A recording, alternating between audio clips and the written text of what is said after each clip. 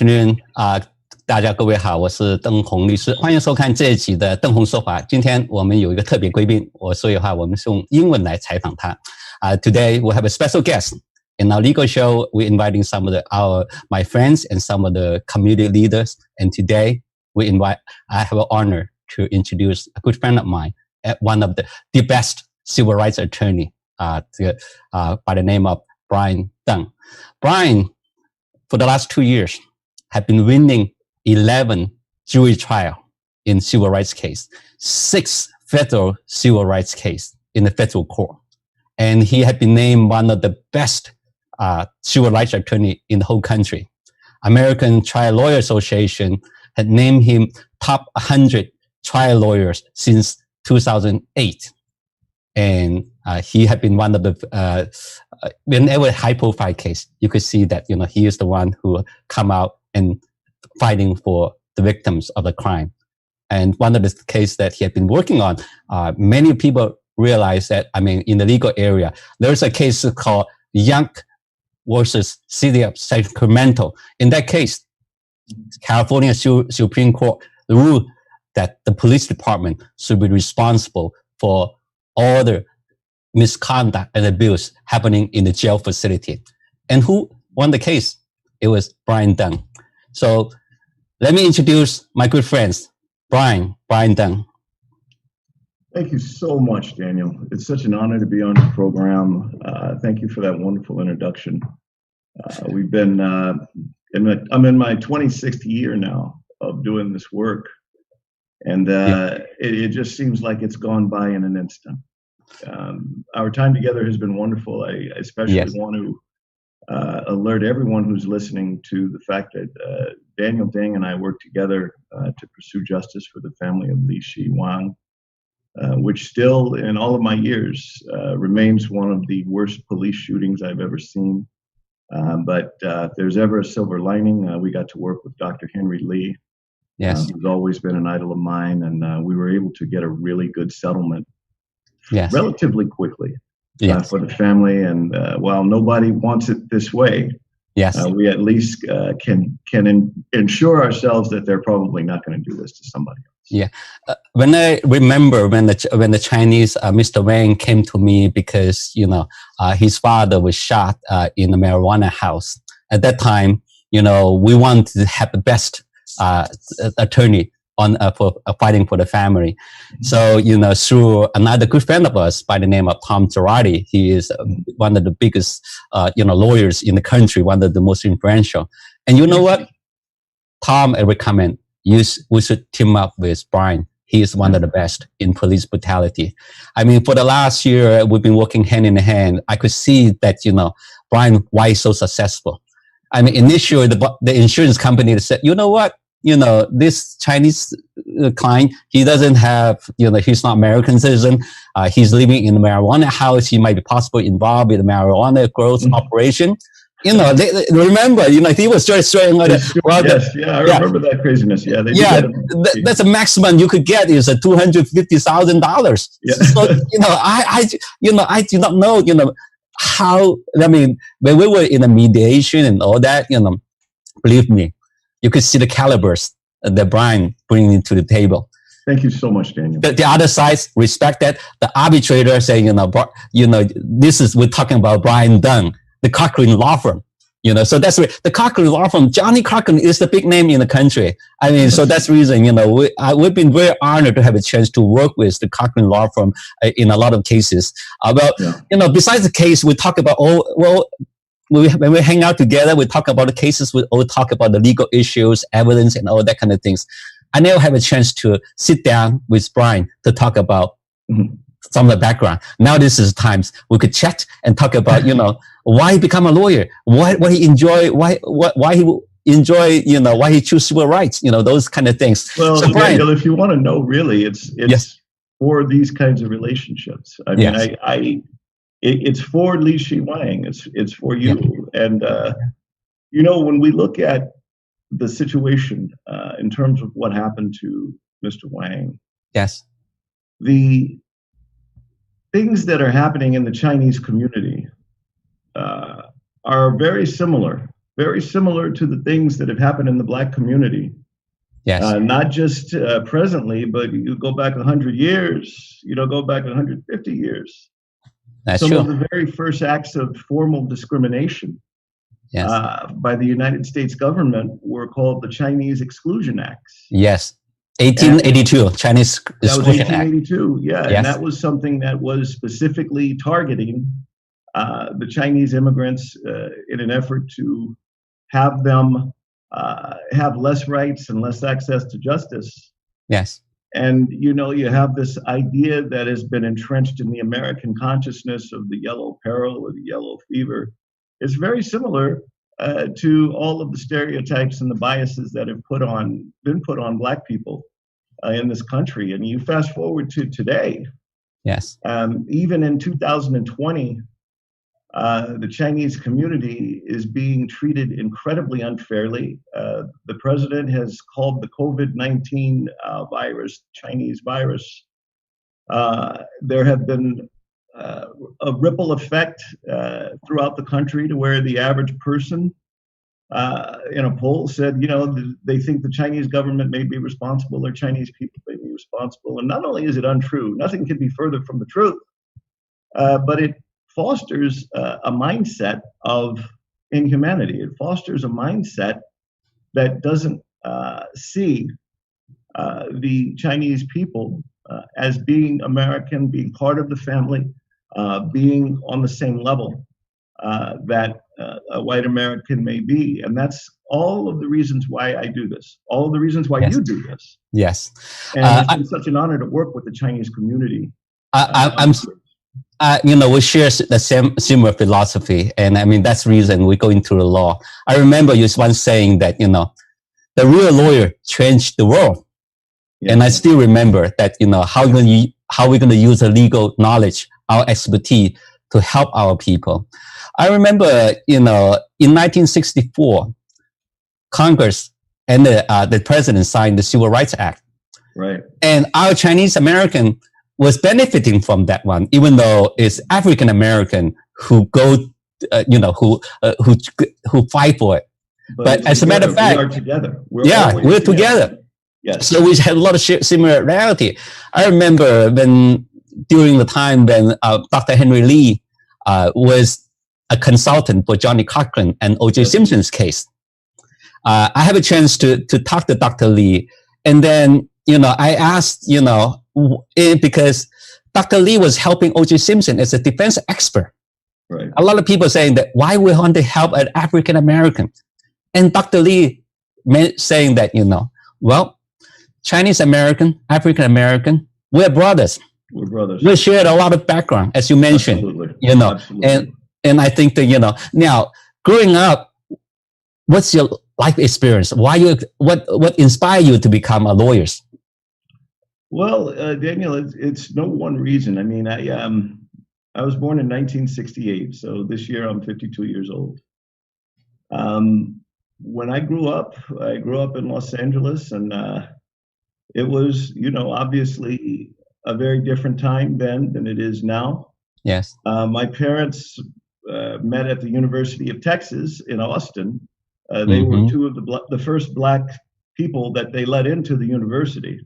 Wow. And they said, the racism is so bad in Texas. They got married, and for their honeymoon, they drive to Los Angeles. They say, we got to get away from this. Yes. So they come to Los Angeles, and it's the same thing. Yes. It's a lot of the first person that rented them an apartment, because he was literally blind. He couldn't see. He was blind. Wow. And, he was going off of their application, and they both had good credit. But when the man's wife came home, it was, she was yelling at him, but it was too late. But that's just one small example. The community did not welcome him. And, there's one thing to say, okay, I live here.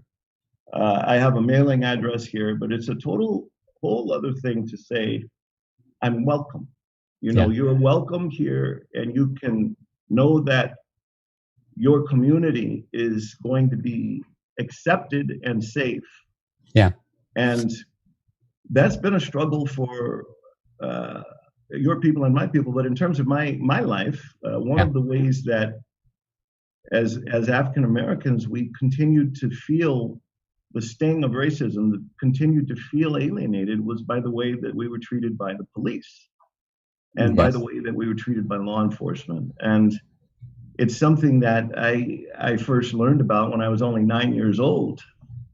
I was 9 years old. My father drove a Lincoln Continental, which was kind of a nice car. He was an engineer, pretty successful. And I was sitting on the car, and this was in Culver City, and the police came, and I was waiting for him to come out, and they shined the light on me, and we're really going slow. I was 9 years old. Yes. And I said, "What do you think? I'm trying to steal this car?" No, that's probably not a very smart thing to say. I learned later. Yeah. But you know, they really beat the crap out of me for that. And he took his gun out, and the gun is, you know, pressed right up on my head. And you know, these are things I never forgot. Yeah. And you know, I now know what he did was contrary to every form of police procedure that exists. It was just completely illegal what he did. Yes. But it left a mark.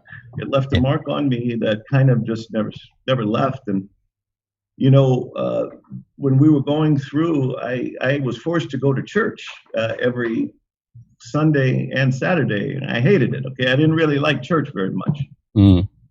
But what was our church was the pastor was Reverend Lawson. James Lawson was someone who worked very closely with Martin Luther King. Yes.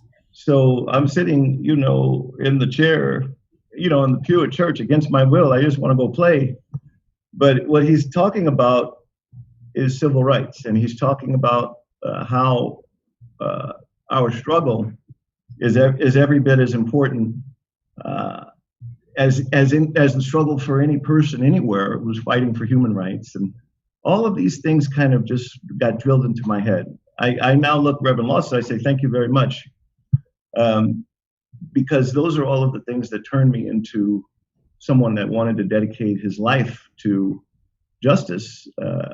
Yes. And as time went on, I started to realize that it's very common. There's a lot of commonality between what I was going through and what Latino Americans were going through, what Korean Americans were going through, what Chinese, what everyone was going through. The hostility, the meanness, the idea that people look at you funny, but just little things that just, they eat away at you. You know, a little bit here, a little bit there, a little bit here, a little bit there, a little bit here. Yeah. But the overall effect is, you know, it messes with your confidence. It messes with your ability to feel like you have a part of the American dream, the part of America. And what's so ironic is my people built this country. Your people built this country. The labor and everything that we were forced to do, they wouldn't have had the railroads without Chinese labor. They wouldn't have had any form of economic stability from the cotton trade without slave labor. Yes. So we are Americans. Our ancestors suffered so we could be Americans. Our ancestors gave us the right to be Americans. And there is this underlying thought that, well, American means you have to be white. And that's really just not true. And sometimes it could take a lifetime for a person to really realize that. Yeah. Well, during my reporter years, I was fortunate to have a chance to interview Johnny Cochran. And he was working as a prosecutor in the district attorney's office. And if he continued working there, he could rise up, to be the district attorney. But rather, he quit his job and become a criminal defense lawyer. And later on, he started civil rights practice, and I think, that he said, I need to change the system. And I know you, since you graduated from Berkeley and then you went on to Michigan University, the law school in University of Michigan, and later on come back. And I think in 1982, you were lucky to have a chance to working for Johnny. Yeah, 92. I started in 92 when I was in my second year of law school. And it wasn't like, we weren't in this office. We were in a much smaller office. Yes. It was a much, it wasn't as prestigious. He wasn't a nationally known figure. he was very, very popular in LA, but he wasn't national. It was before OJ, and even before OJ, it was Michael Jackson. Before Michael Jackson, it was Reginald Denny, and I worked on the Reginald Denny case. But yes, it was something, I mean, because you take a constitutional law class, and they say, okay, Fourth Amendment protects you against unreasonable searches and seizures. Fourth Amendment is a constitutional law, and you think about it in a book. But these are things that happen to people on the street. Yes. It's not just in books, but it's in the street. Now, all of the professors that taught me at Michigan, they said Michigan was a top law school. Yes. They're very good professors, but they don't know anything about practicing lawyer. They don't know anything about law. Yes. And when I met Johnny Cochran for the first time, this is what it was, the things that I was being taught in school about the Constitution and constitutional law. He was actually applying those principles to the lives of real people. And I always had a particular issue when it came to police brutality and police misconduct. And that was what he was doing. And so I fit in perfectly there. It wasn't a big flamboyant operation, though. Yes. And we lost a lot of cases because we just couldn't get jurors to agree with us. It wasn't because we're bad lawyers. We just had a lot of trouble because the inertia of the past was bringing it in. Yes. And it was an odd thing. I mean, Johnny Cochran wore a purple suit.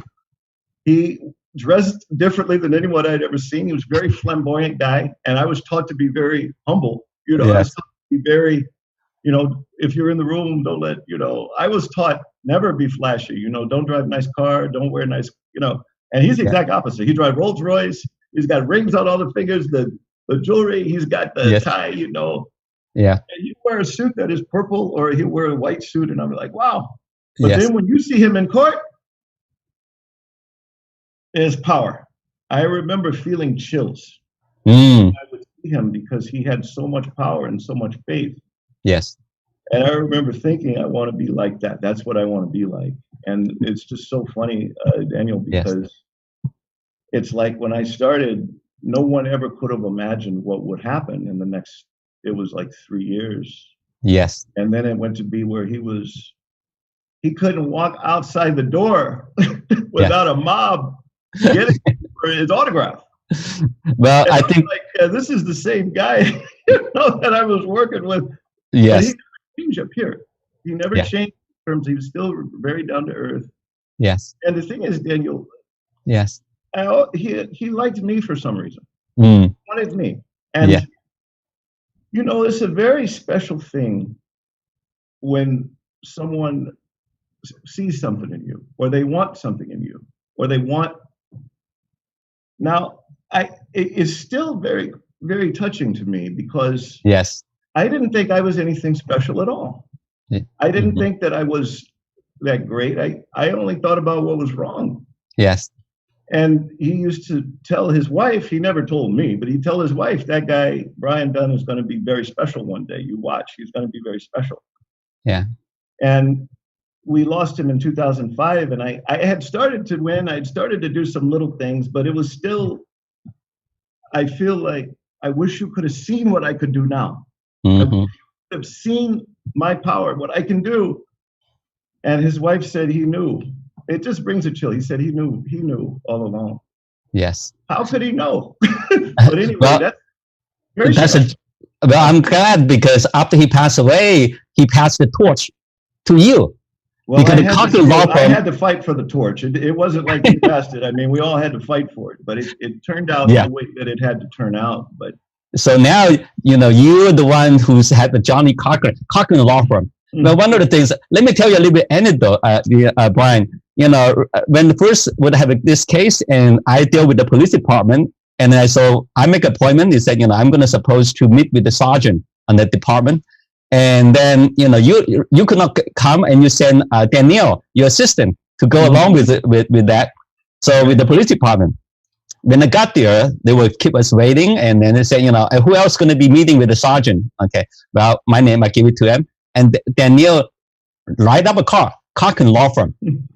And then sergeant is saying, you together? I said, yes. I said, okay. They said, let me wait. So they go and get the lieutenant.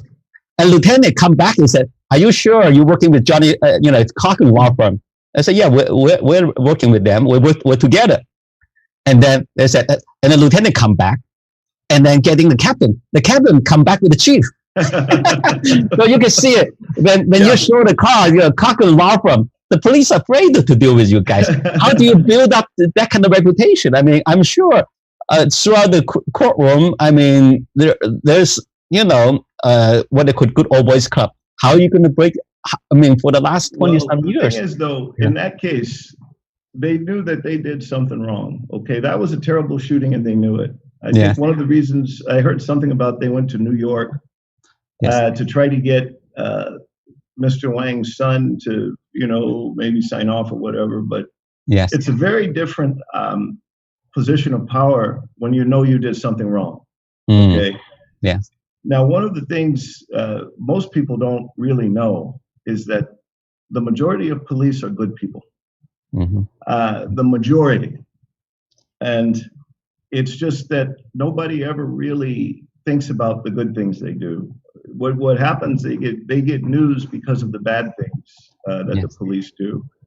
And I've gotten over the years, I've become pretty well known.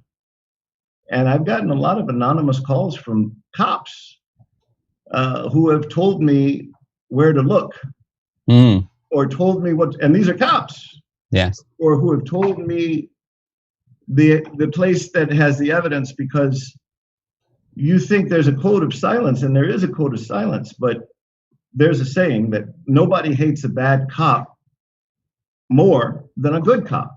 It's a saying. And the idea is that we're not anti-law enforcement. We're not against the police. We're against the police that violate the Constitution. We're against the breaking of the laws. We believe everyone should be on the same level. And there are many police officers that are outraged when they see acts of brutality. They're outraged when they see a murder by another police officer, but they can't say anything. So in many ways, I'm their voice. I gave a seminar once in it was 2009. 500 police, 500 police, all there. And I got a standing ovation. And it was very, very, they all wanted to talk to me afterwards. They sent me emails afterwards. I ended up, a couple of people became expert witnesses from that one talk. You would think, that, they're going to hate me, but it was the exact opposite. Yes. Now, when you're dealing with the police, one of the things that, we understand we have the rights, but sometimes the police is the one who probably, without camera, they could do a lot of things, code of silence, things like that. I think, Ronnie King's case, you could see, without the video, nobody would know. I mean, would go on. Very good point. Very true. Very good point. But at the same time, a lot of people, the jury, they tend to believe the police officer. They say they get a tough job, and the police is trained to go home in one piece. Now, how are you going to overcome a lot of people? They tend to believe the police because a lot, even in the Chinese juror, sometimes we have, even for the Chinese juror, they were saying that without this kind of without the kind of things, how are we going to do something like that, And, I mean, you're absolutely right, Daniel. And you think we're the contemporary lawyers, we have these struggles. Think about what our grandfathers went through. And think about what their fathers went through. Now, when you think about all of that, maybe what we're dealing with is not so bad compared to what they're dealing with.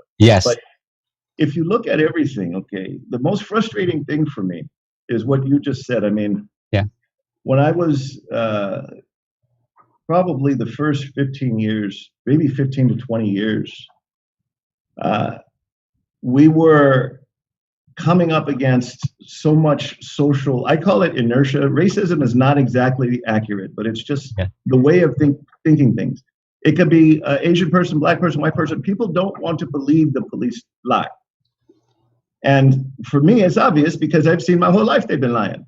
But for the average person, they haven't seen it through the lens that I've seen. And it was very hard for me, Daniel, very hard. what do? I have a guy who was shot in the back. Yes. A T shot. A T is like, how a T? Mm-hmm. That means a 90, there's no angle this way and there's no angle this way. He's shot in the back and killed. And the officer, there's no angle. He's saying he was facing me. I thought he was going to pull a gun on me. And he says he was facing me when I shot him. And the coroner says you shot him in the back. Wow. You think case closed. Okay, yeah. Let's go home. It's over with. Mail it in. Yes. And you go through and the jury says no excessive force. Yes. After a 2-week trial. And I'm sitting next to the guy's mother the whole time. Yes. And she sees everything that happens. Yeah. And I know I did an okay job, but I talked to the jurors afterwards and they say, well, he must have done something wrong. Or the officer wouldn't have shot him. Yes. And then you say, well, I wouldn't run from the police. My kids don't run from the police. If you run from the police, you might have done something wrong, right?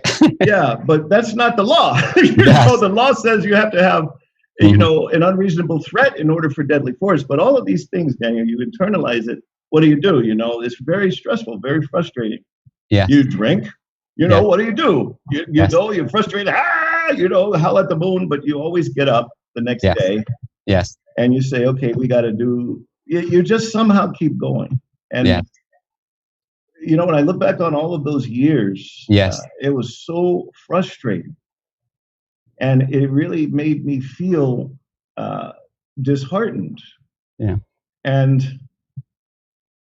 I felt as if, what am I doing? Because it wasn't about money or anything. I mean, nobody likes to lose, but what do I tell the mother?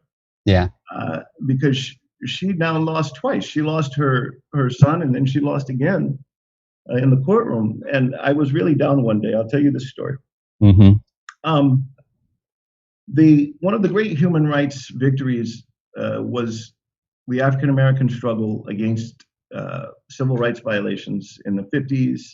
Yes. You talked about the Civil Rights Act of 64. We had the Voting Rights Act of 65. Yes. These are things that were very hard, and people were getting killed. People were losing their lives out there. Yes. But now it looks like it's obviously the right thing to do. Yes. But Reverend Lawson came to the office because he came for my pastor. He came for something else, and we were talking. And he said to me, "You look really bad. You look down."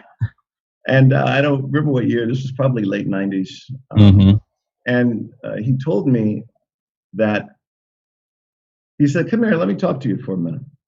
Okay. And he said, "We're with Martin Luther King, and go back to the 50s, and we didn't know what to do. We just knew everything was wrong. We knew the lynchings were wrong.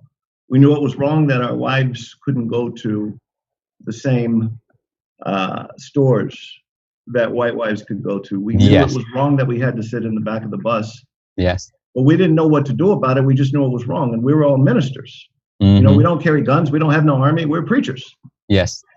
So we just figured somehow, well, let's boycott the buses. Let's march. And he said, if you look in history makes it look like we knew what we were doing. He said, history makes it look like we decided that we were going to do this and it worked and everything worked. And he said, when we were doing it, we were terrified. We didn't know. You have to have a belief that there's something larger than you that will come to your aid. And you also have to have a belief in justice. Yes. And you have to have a belief that the right thing eventually will happen. And he said, but the thing I want to tell you more than anything else is that the same way you're looking, that's the way we used to look. Because we just didn't know. We were stumbling, like trying to grab. And eventually all of these things happened. Rosa Parks happened. Yes. The bus boycott, all of the marches on, and we got the I Have a Dream, and we got the national intention. Yes. And the history books made it look like we had a game plan, and the history books made it look like we had everything up here, but we didn't know. We knew nothing. All we had was faith. Yes. And he's right. He was right. He's right. Because I think the same thing happened with John Lewis. I mean, he did not know what he was doing, and he thinks, we want to do the right things, And it's very scary too, because a lot of people were dying, Yes. They would kill you. I mean, they would take you out, they'll lynch you. Yes. And it was so toxic. Yes. You get cracked on the head. I think he got his skull cracked. Yeah. I mean, the people that were attacking them were murderous. I mean, you look in the eye and there's black, they just, they want to kill you. Yes. And it's very, for a peaceful soul like us, we're peaceful men. Yes. Well, just to have that is very hard. Yes. Yeah. One of the things, a lot of people wonder, Brian and Daniel, some of your clients, they don't have a job. They might be involved with drugs and things like that. Why are you fighting so hard for them? What is in there? What's the point? If they're a drug dealer and there's something involved with any criminal elements, let's be punished. But, right. What do you, I mean, why do you think that, you would kill, you and I doesn't care. What kind of work they do. We care. There's a human right, right? Well, yeah, I mean, you think of it as a person evil because they break the law. Yeah. Now, there's people that are doing time in prison now for selling marijuana, and it's legal. Yeah. Right now, it's legal, but it was illegal when they were doing it. But yes, you look at it like this is every person, not just this person. And a lot of our folks were breaking the law when they were killed. A lot of our folks were exercising poor judgment when they were killed. They were running from the police when they were killed. But it makes no difference. And if you really understand the law and you understand life, every life is sacred. Mm-hmm. And most of these guys are not too old. They're young. Now, I don't know about you, but I was an idiot when I was 22 years old, 23 years old. I mean, totally different than I am now. It's a miracle I even survived, Yeah. And lower than that, it was really, I don't even talk about it. It's crazy, the maturity. But if you commit a crime, Daniel, in our system of justice, as crazy as it sounds, you're innocent until proven guilty. Yes. And it's very important because the death penalty rarely happens in California. Yes. And even then, so if you say, okay, this person was on drugs, they're running from the police, they're wanted, they have warrants.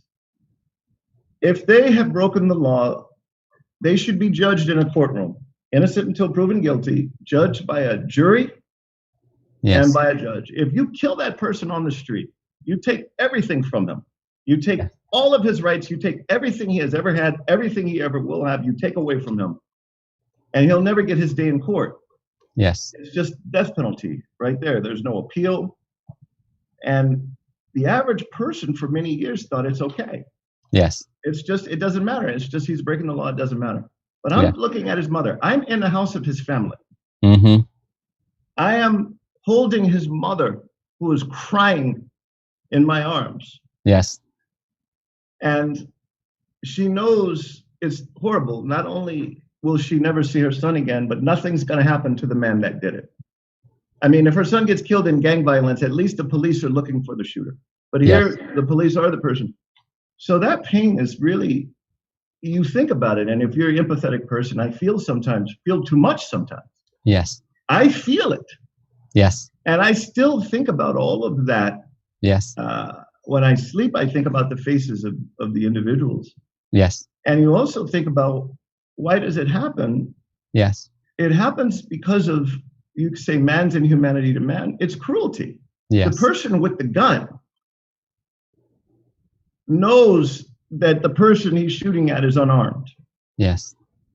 But he's angry. Maybe he feels disrespected and he says, I'm going to teach this person a lesson. Very cruel. Yes. Very cruel and very inhuman. But it happens.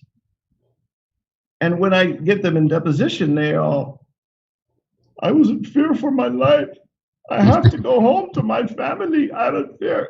But out there on the street, they're, it's a totally different person. Yes.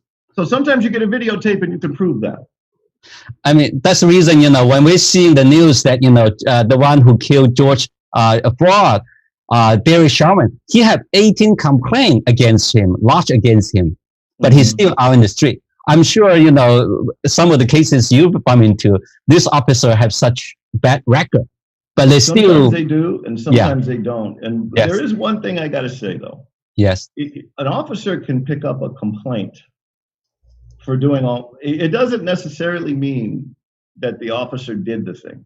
Yes. People file complaints against officers sometimes for no reason. If the complaint is sustained or if the complaint is upheld, that's a big thing. That's different. But the idea is that some of these officers have long histories. But I'm going to tell you something most people don't know, Daniel. Most of the shooters, and I've had over 200 people I've represented, most of the people who kill is the first time they've ever done it. And most of the time, it is a person that, for that moment in time, they suspended all of their training, they suspended all of their morality. And even the person seemed good, they were very evil in that moment.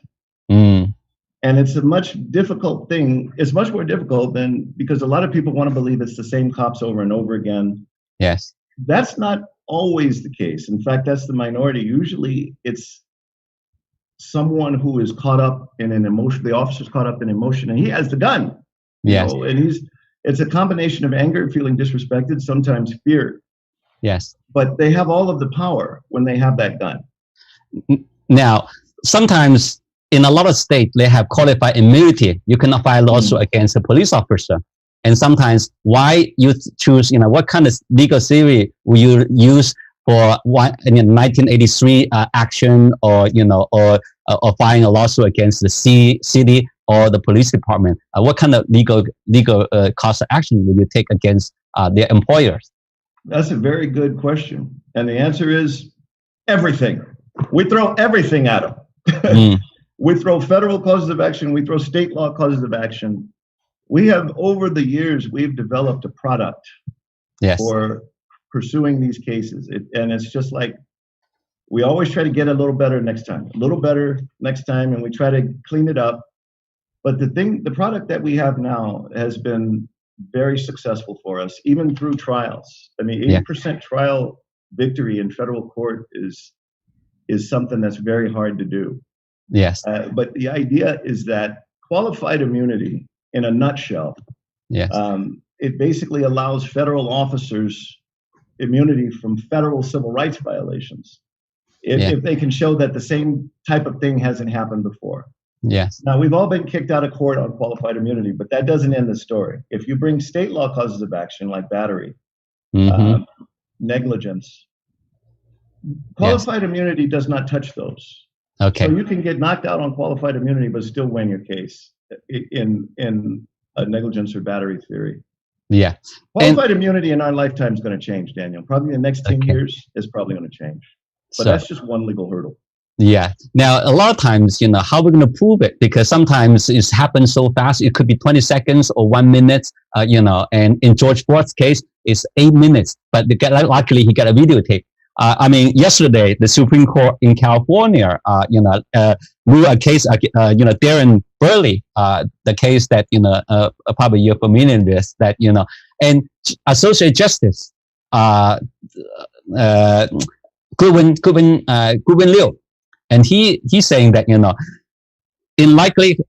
in all likelihood, the only reason Darren Burley is not a household name is that his killing was not caught on videotape as Floyd was. So I think, the videotape play a very important role. In 5 years ago or 10 years ago, and Darren Burley, who was shot by the area sheriff department, was not videotaped. But I think George Floyd, right now, everybody knows the case because caught on videotape.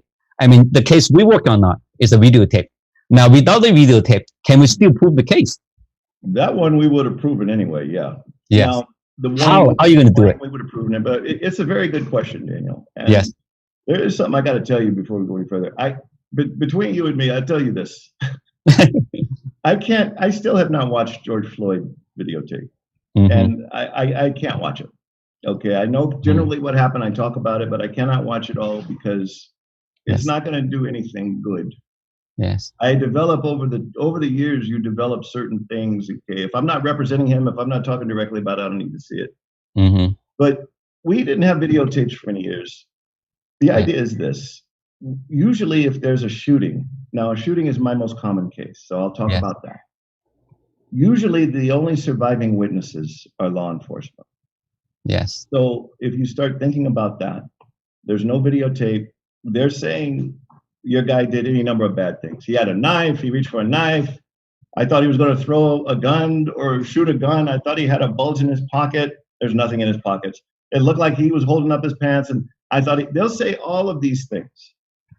But the way that you defeat them is you have to show what happened to the body. Now, the coroner, the coroner will do an autopsy. And I found in certain counties, the coroners will support the police, but in certain counties, like LA County, they're going to give usually a very honest police autopsy report because they hate seeing death. They hate seeing all these young men come in with bullet holes, and it's the police, and they know it's preventable. It doesn't mean that they're activists. It just means that they're not going to lie. Yes. So say you have 10 shots, and some are here, here, here, here, here, here. And they're saying the person is lunging at them with a knife. Now, Priam, Sinawan Priam, last year, $9 million verdict against, it was the largest verdict ever against the city of Long Beach. 5'3" Cambodian woman. They shot her up, 5'3". And the officer, there's no videotape, okay? And there's two officers out there, and they're saying that she's lunging at him with a knife. So she was shot 7 times, but of the 7 times, only 2 of the shots were fatal. In other words, she would have survived the other. You know, if you get to medical treatment within 30 minutes, an hour, the ambulance is coming. If no ambulance, forget it. They're all fatal. Yes. But the fatal shot went into her buttock. Okay. And it traveled upward. And by traveling upward, it showed that she was in the process of falling when she died. And you've got the officer saying that she's lunging at him with a knife, and that's completely inconsistent with the physical evidence. Now, this is 2019, March of 2019. Yes. March of 2009 may be a different story. Yes. But the jury, and it was all white jury, but they hear that and they go, that doesn't make sense. Now, the other way you win is that the two officers, the officers sometimes work against themselves. Yes. So you have one officer in that particular case, in the Priam case, he shoots 7 or 8 times, and the other one shoots 1 time. So you can sometimes hear, you could sometimes hear it on the radio or whatever. And you ask the officer who shot 1 time, why you stop shooting? And you know he has to say, he said, because I didn't see a threat. After I stopped shooting, I didn't see a threat. But after you stop shooting, the other guy's still shooting. So basically what that can mean, what we can show is that at least this one officer didn't see a threat, and the other officer is still shooting, even though there's a threat. So you can do a lot with the physical evidence and the statements that the officers give. Yes. You can do a lot with those 2 things to demonstrate that their version doesn't make sense, doesn't add up. And the other thing is that a lot of these officers, you know, if you have a little short time, they'll do okay. They'll answer everything right. But sometimes they have a very aggressive nature. Yes. And in the Wang case against Long Beach, the officer who shot the most, there were about 2 or 3 times when I had him up there, he was really getting mad. But not just mad, he was looking at me like he wanted to kill me. And, you know, you could feel it, okay? And you could feel that's probably what she was dealing with. Yes. And the jury sees the whole thing happening, but he can't help it. He can't help it because he never thought he would ever be held accountable, ever. Yes. But, you know, we asked for a lot of money. The city of Long Beach didn't pay. Yes. And the jury wound up awarding twice as much as we asked for. Now, in this kind of cases, I know that, you know, in the police shooting case, jury probably won't award any like a punitive damage. Why, you know, in this kind of cases, you could achieve $9 million a judgment? Is it because the jury's upset about how the police was trained, or what make the juror would give up the high award? Well, as a rule, angry juries pay more. Angry jurors will pay more. But sometimes just when you look at just the overall, the completely unnecessary nature of a killing, any person can relate to the loss of human life. Yes. And when you say this is completely unnecessary, this person was maybe mentally ill. Yes. And so you boil it down, because this person angered you or disobeyed you, she's mentally ill. Yes. You have killed this person. Yes.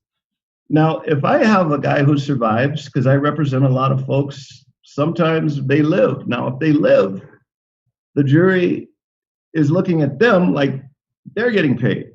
Yes. But if the person is killed, you see their children, they didn't do anything to anybody. And their kids now don't have a mama. The jury can be sympathetic to the child. Nice. But the idea that human life, it's something that can never be replaced, and it is sacred. And human life is the most important thing that we all have. That spark of life, the heart that God gave us, is designed to keep beating no matter what. You know, it's designed that you shoot a bullet through the aorta and through the lungs, there's no more blood, the heart can't work, the body fills with fluid, you die. For what? Because they were not doing what you want them to do? You say drop the knife, a person's mentally ill, they don't understand that. If you say, hey, can I help you? What's happening today? Can we talk? Nobody dies. Yes. And so you start seeing what is the price of police aggression. Yes. Now you can start to see that this is completely unnecessary. And, you know, they want to make an example sometimes. Yes. And award these high damages. Now, me personally, the idea of collecting an officer's paycheck or something, that's not something that I just want to get it for the babies, get the money for the babies, make a deal. Yes. If there are ever really going to be some real reforms, Daniel, there have to be criminal prosecutions. It's not just money changing hands. There has to be criminal prosecutions. Yes.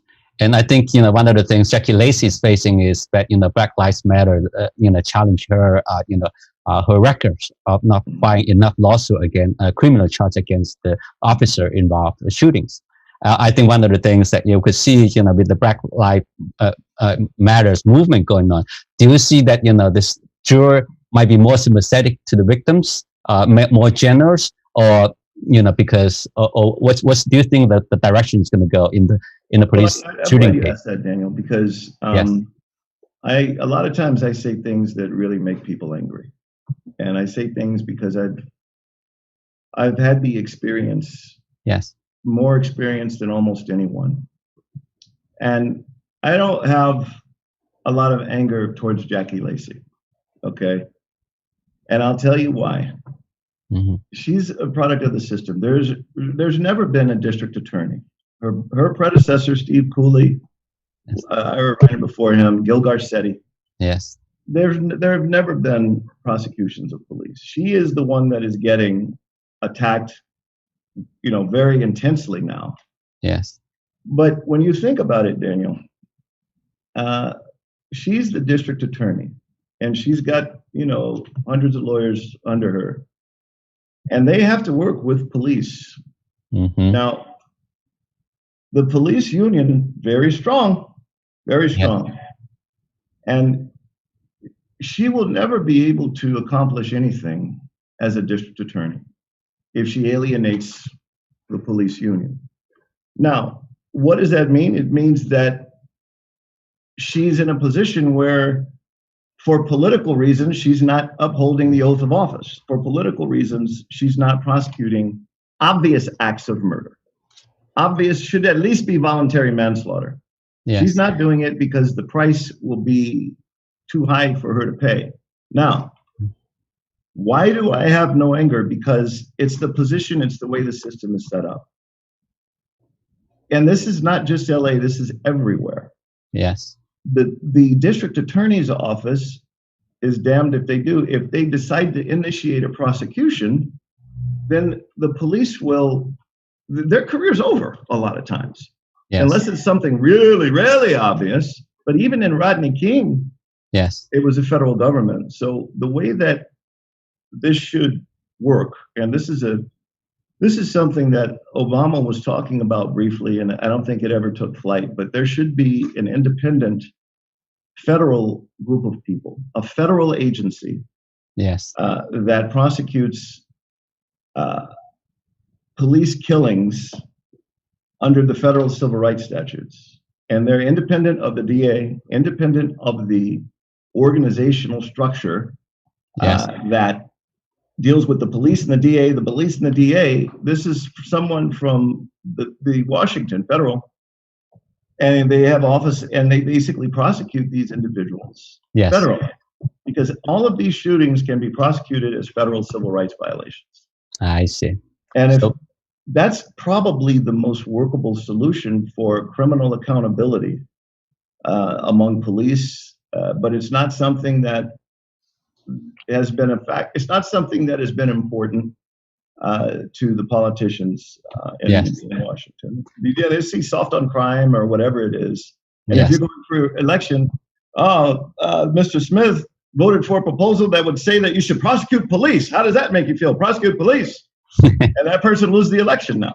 You know, so you have to have a lot of courage, but yes, the district attorney is not the way, in my opinion. That is not the way.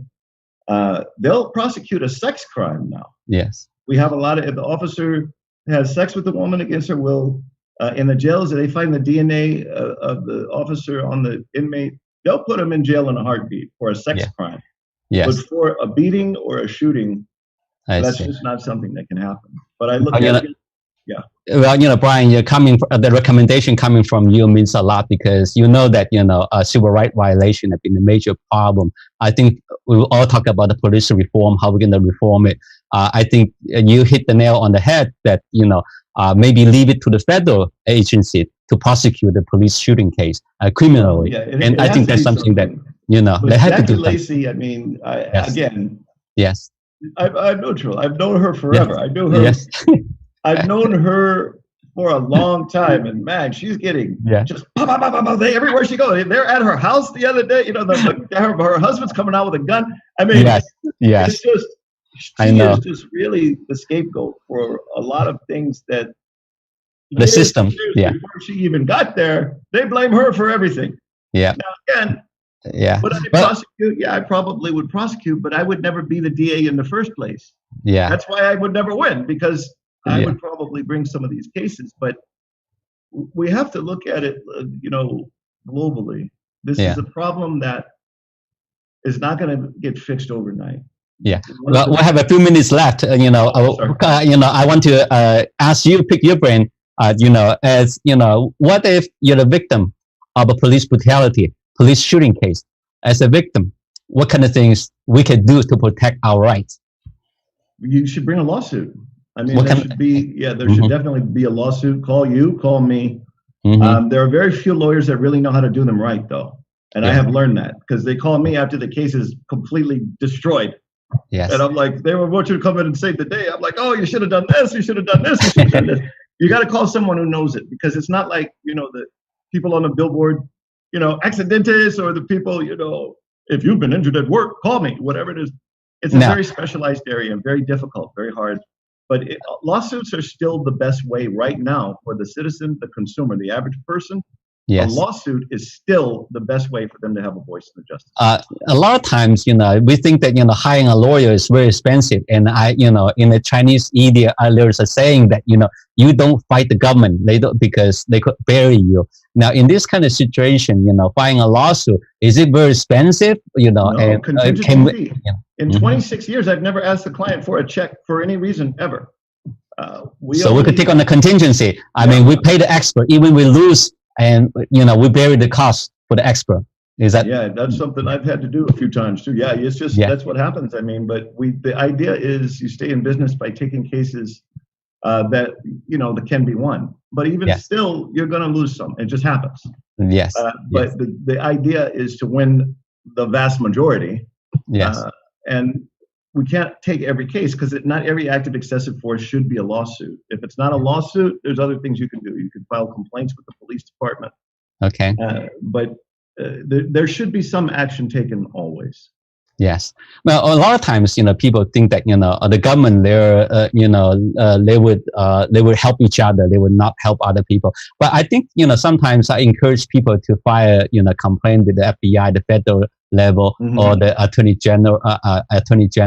And sometimes I encourage people to go for the congressman or assemblyman because they could help them, if they're a police that having some conflict interest type of things. I remember several years ago, a building inspector in St. Gabriel was acting inappropriate with a homeowner, extorting money and things like that. And they're afraid to call the police because, they say, the police, they're all part of the system. Right. But I think later on, they set up a separate operation. They're getting the tax information about the building inspector, things like that. A lot of times, we could use our legal right to protect ourselves. One of the things, was, moving forward, what do you see that, I know that, you've been very successful. Are you going to continue working as a civil rights attorney, or are you going to, you mentioned that you want to, the real lawyers change the world, and what type of things as a civil rights attorney, what kind of things you're proud of? I just want to be open for whatever God has for me, Daniel. I mean, but there is one thing I want to say before I leave. Things are better now than they were when I started. I first started here in 92, and things are way better now. Yes. And the wheels of justice, sometimes it moves slow. It's not overnight it's going to happen. I think in 20 years, it'll be better than it is now. I mean, I believe one day, people will look back at today and they will say, it's barbaric. Yes. It is barbaric how police kill mentally ill people or how police kill people. They will say that about us one day. But to get to that point, you don't just snap your fingers. It happens very slowly. And I can say that we are moving in the right direction, as absurd as it may sound. Yes. You have down, you have bad, you have good, you have 2 steps back, 1 step forward, but overall, we're moving in the right direction. And I'm glad that you are the major player in this kind of movement. Thank you.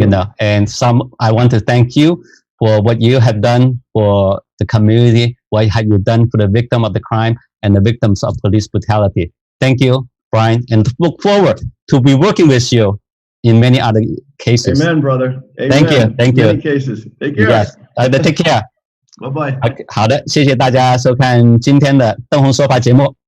我们希望将来有请到更多这方面的民权律师，还有各类的律师来跟我们讲解一些美国的一些法律相关的议题。谢谢大家收看今天的邓洪说法节目。